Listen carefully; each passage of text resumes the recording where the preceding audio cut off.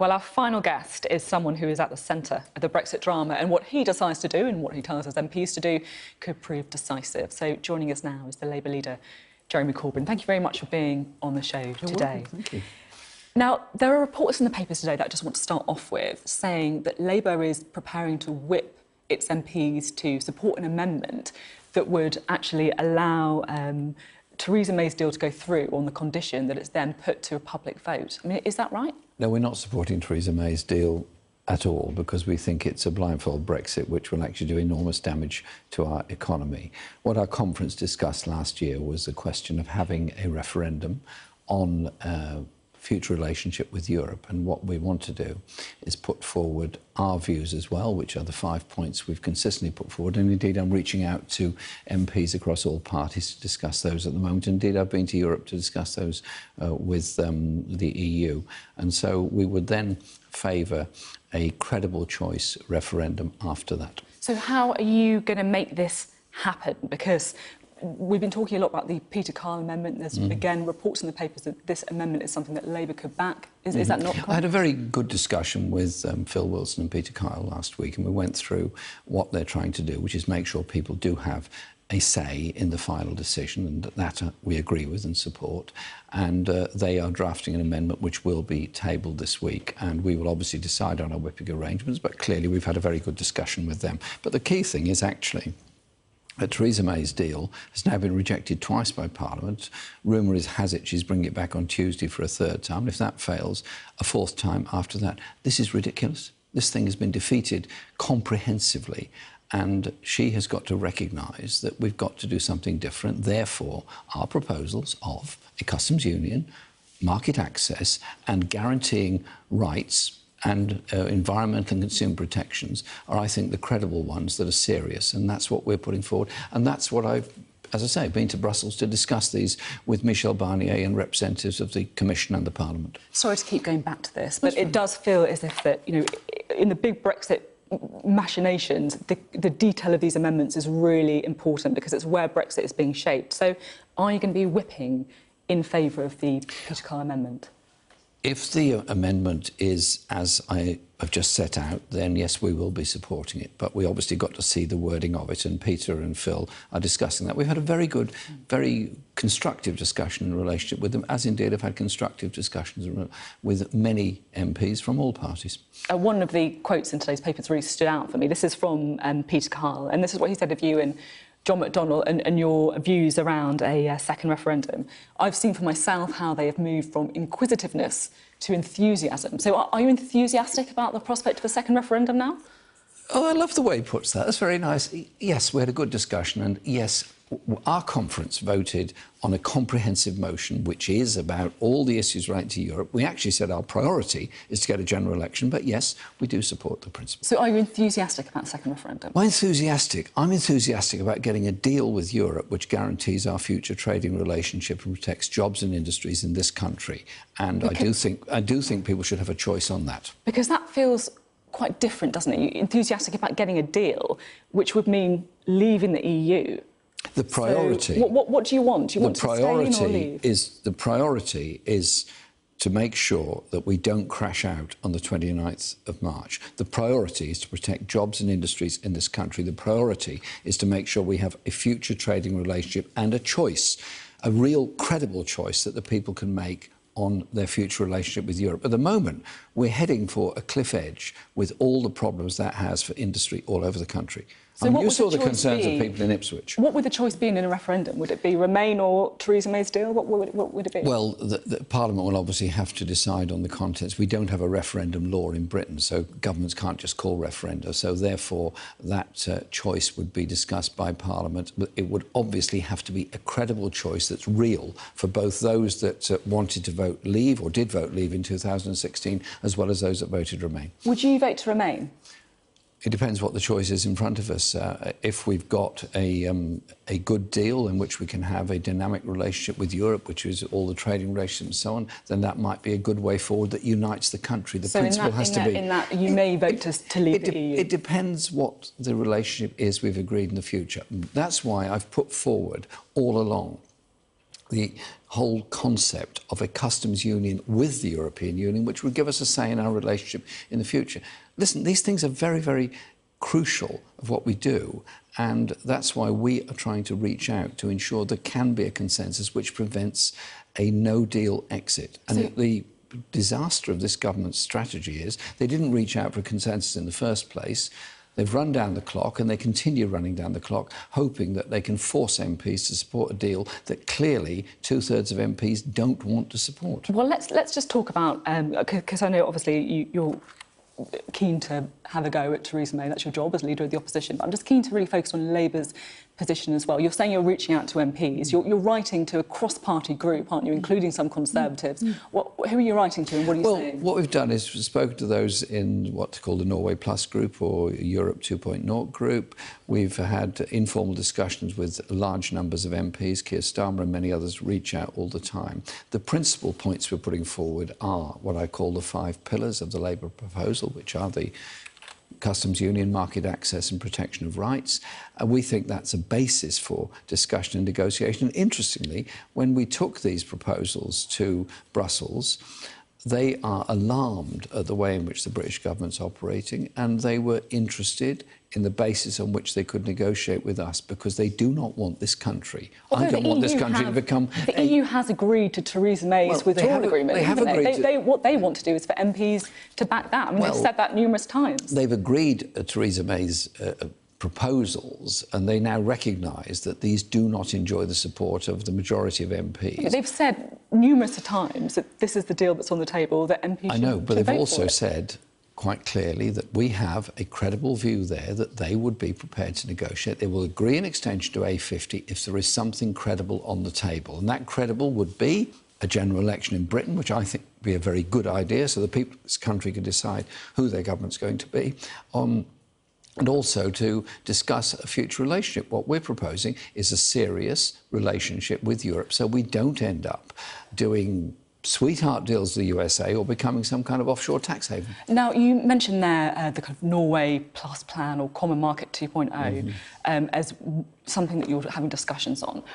What are the differences between that plan and Labour's plan? There are not many, are there? No, there's not many, but there are a quite important one, that essentially Norway Plus would mean we would be taking but not contributing to rules and agreements, whereas our proposal is for a dedicated customs union with the EU, which would obviously give us the opportunity to negotiate it. On the rules, though, I mean, the Norway plan is aligning with EU rules. You're also talking about what you refer to as dynamic alignment with EU rules. I mean, you'd have to ally with EU rules what we've said is, either way, wouldn't you? It's a strange word, dynamic alignment, but what in reality it means is that we would not allow any of our rights and conditions to go below European levels, but we would want to go above them. For example, I think people should get full rights at work from day one of their employment. That is not an EU rule. You can do that in Common Market 2.0 as well, can't you? We could do that nationally in any event. So what's the difference? Well, the difference is that we wouldn't have any say on the trade relationship with Norway Plus, but with ours there would be a bespoke customs union with the EU. So, but there's actually a very pretty limited. Well, we had a very good discussion with the Norway Plus group, and as I say, I'm reaching out because I want us to reach a consensus, which means that we do protect jobs and trade with Europe, we do ensure that we have a serious and good relationship with Europe, and we don't do what Liam Fox spent the first year or so doing, which was threatening Europe with all kinds of sweetheart trade deals to undercut Europe. So could you end up supporting the Common Market 2.0? Because they are very similar, aren't they? There would have to be some alterations to it, and that's why we've had a good discussion with them. And it was a very serious and very collegiate discussion. I mean, I quite like the idea of Jeremy Corbyn, the scourge of the Conservative Party, having all these meetings with Conservative MPs, writing to Conservative Well, I can be very polite to anybody. Are there any Conservative MPs that you particularly admire? Well, I suppose I've known Kenneth Clarke for so long, and we've disagreed on so many things for so long. We actually personally get along. The Thatcherite Cabinet Minister, Ken Clarke. Well, you see, he and I didn't get along at all well when he was Health Secretary and issues like that. But I do think that he's been consistent with what he says. OK. Now, I just want to... because But also, politics should not always be about dislikes and so on of people. It's perfectly possible to have a constructive relationship with somebody, even if you don't agree with them. Now, I'm just really trying to kind of get to the heart of Labour's position when it comes to Brexit, because we've spoken there about a second referendum, we've spoken there about trying to get a good deal. I mean, these are things that are so different. One of them involves leaving the EU, potentially, and the other one involves staying in the EU. So what's Labour's position? Is it to leave the EU or is it to stay in the EU? Our manifesto said respect the result of the referendum. Our conference motion said respect the result of the referendum. Our conference motion also said we want the kind of relationship with the EU that I've outlined. Our preference would be, if the government cannot get its deal through Parliament, then there ought to be a general election. And indeed, in any normal situation, a government that's been so comprehensively defeated would now be resigning and have a general election. So your preference is to leave the EU? Our preference is to recognise the results of the referendum, and we're What does that mean, recognise the result? I mean, everyone recognises the result. There was a majority. There was a majority that voted no, but Labour is unique amongst the parties in that we are appealing to people who voted both Leave and Remain, because at the end of the day, it's the social issues facing this country, the poverty, the insecure work, the homelessness and the growing inequality that are crucial. That's what brings people together. Do you want to leave the EU? I want us to have a serious relationship with the EU. I would... It's not really what I asked, though. Well, no, I know it's not what you asked, but what I'm trying to help you say is that we want to have a relationship with the EU of the type I set out, and people will have a choice on that. But there will be a credible choice in any referendum that Labour proposes. So do you want to leave the EU or not? I've had many criticisms of the EU. I recognise many of the values of the EU. I would want to see it more accountable and more democratic, and that's what I campaigned for in the referendum. But at the end of the day, it's about the trading relationship and the jobs that's so important. Because I don't want to kind of keep going on about the point, but I do think it's quite important. I don't think it's just me who's confused either. I think we can just have a look. We were talking earlier about the film in Ipswich, which, of course, Labour took from the Conservatives very narrowly at the last election. I spoke to two women there, not previously Labour voters, but they backed you last time. They also voted to leave in the referendum. And this is what they said when it comes to your views on Europe. He keeps changing his views. I think it's very confusing. If there's another election, I'm not really sure who I'd vote for. I mean, they were worried, really, that you'd suddenly switch to backing a second referendum. The party conference wanted to support the principle of the people having a choice. I'm the leader of the party. I must recognise what the party members and supporters want to do. And that is why we are putting forward the proposals we are, and why we think there ought to be a choice on how they're carried out in the future. It's a bit of an issue for you, though, isn't it, electorally? Because really your path to power is through Leave supporting constituencies. We can just have a quick look just to illustrate that. I mean, these are the top 20 Labour target seats, 40, apologies, I'm just being told in my ear, Labour target seats of the election. And if we can just colour in the ones that voted Remain and Leave, so the blue ones are the Leave voting seats. I mean, if you back a second referendum, you're throwing away the next election, aren't you? No, what you have to recognise is that within that there are people that voted both Leave and Remain within the majority that the Conservatives got and the minority vote that Labour got in those constituencies. Surely what brings people together is the kind of society we want to be in the future, and that will be our message in the general election, about investment in left-behind communities, about understanding why people voted Leave, because they were so angry that their communities had seen no investment, no development, and many people relying on insecure work. Surely it's the social issues facing this country that are so important, and we have to form our relationship with Europe around that. But that's going to matter, isn't it? What our relationship is with the EU is going to make a huge difference to all those incredibly important things you just spoke about. Absolutely. That's why people voted Remain and Leave. Nobody voted to lose their job. Nobody voted to have reduction in food standards. Nobody voted to bring in chlorinated chicken from the USA. So you're clearly keen to have an election, understandably. What are you going to do to bring that about? When are you going to call a confidence motion in the government? We've had one confidence motion already. The government is apparently going to bring its proposals once again to Parliament this week. I suspect they'll be defeated again. The whole process they're doing is running down the clock. I think at that point a confidence motion would be appropriate. I think at that point we should say there has to be a general election so the people of this country can decide, do they want a Labour government investing in people's communities, dealing with inequality and justice and having a relationship with Europe that protects jobs and guarantees our trade for the future. So when they lose, as many expect, the third meaningful vote on Brexit, well, that's the time you think we'll obviously confidence vote? decide the exact moment, but quite obviously we don't have confidence in this government's ability, and indeed Parliament doesn't, because this government has got the record for the biggest defeats ever by a sitting government in Parliament. I mean, one thing that we perhaps do know after the chaotic votes last week is that it looks likely that we're going to be seeing an extension. How long an extension do you think could be acceptable? The extension that's being suggested is until the end of June, which is 3 months. It's tight, but I think it's possible to do what's necessary during that time. Could you accept a longer extension? Well, a longer extension has complications, legal complications concerning membership of the EU and European elections. And so the impression I got from the EU was that they were not keen on extending beyond on June. They would rather get it sorted. By the end of June, that is, they'd rather get it sorted. OK. Now, while we've got you, I'm just keen to... We talked a lot about Brexit, but I'm keen to ask about a couple of stories that were in the news recently as well. So we know that a former British soldier is facing murder charges over the killing of 2 people on Bloody Sunday. That's back in 1972. Do you think it's right that British soldiers are facing these charges? I think the law must apply to everyone, and I don't think we should have statutes of limitation on this. Obviously, a fair and proper judicial process must take place, but what happened on Bloody Sunday was awful, was appalling. Innocent people did die, and that is surely what the whole Savile inquiry explained.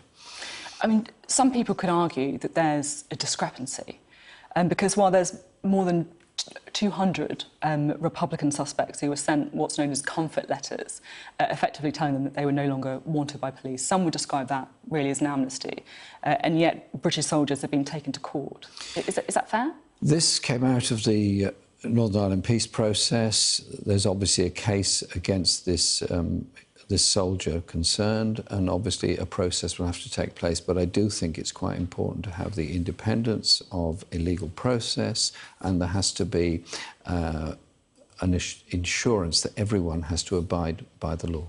Do you accept a discrepancy or not? The Good Friday Agreement was important, was seminal and was complicated, but it does not provide complete immunity for everybody. It was never intended to. OK. And now, just finally, I'm also keen, of course, to talk about the terror attack that we've seen in New Zealand. Your deputy leader, Tom Watson, has been saying that social media platforms failed the victims because, of course, we saw the very widespread uploading of the footage of the killings on platforms on the internet. Do you think he's right? I think he's got a very important point there.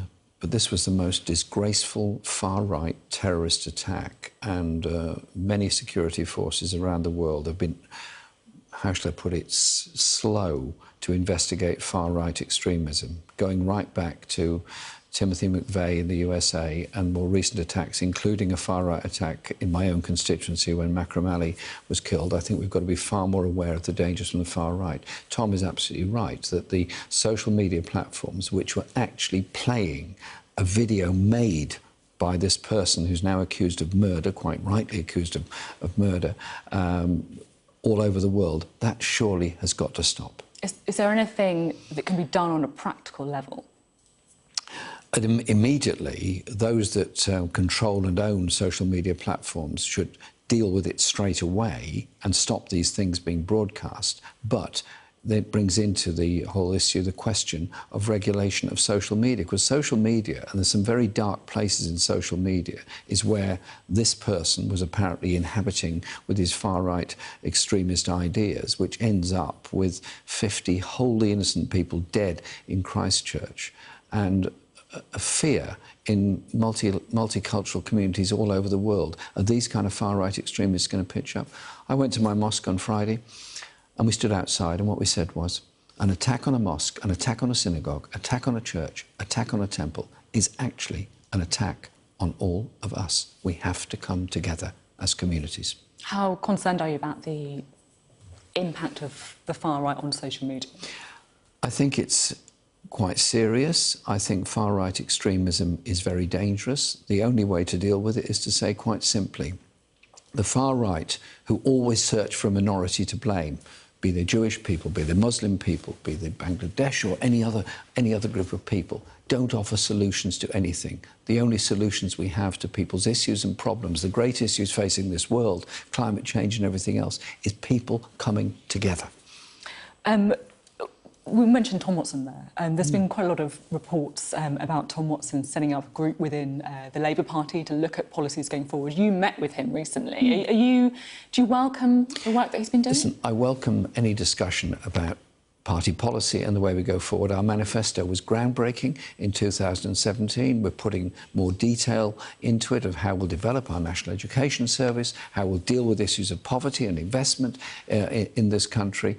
And Tom wants to discuss these issues with members of Parliament. That's absolutely fine. What I've also done is set up a series of seminars for members of the Shadow Cabinet and their front bench teams to discuss with members of select committees, as well as the party groups on particular areas, how we take forward those discussions. John McDonnell is hosting economic roundtables all around the country. So we go to towns like Ipswich, we have a round table, we discuss with people what the issues are facing their country, their community, so that when we're in government, we have a national investment bank with local investment banks, so we end the appalling regional disparities that exist in this country. We've got to invest equally and fairly all across this country to give people real hope in those communities that have seen nothing since the destruction of their industries during the Thatcherite years of the 80s. So is Labour a happy family now? Labour is a very happy family because we're absolutely determined to take the fight to the Tories, to get a society where we actually do genuinely care for each other. We don't walk by on the other side while people are sleeping rough on our streets. OK, Jeremy Corbyn, thank you very much for being on the programme. Thank you very much.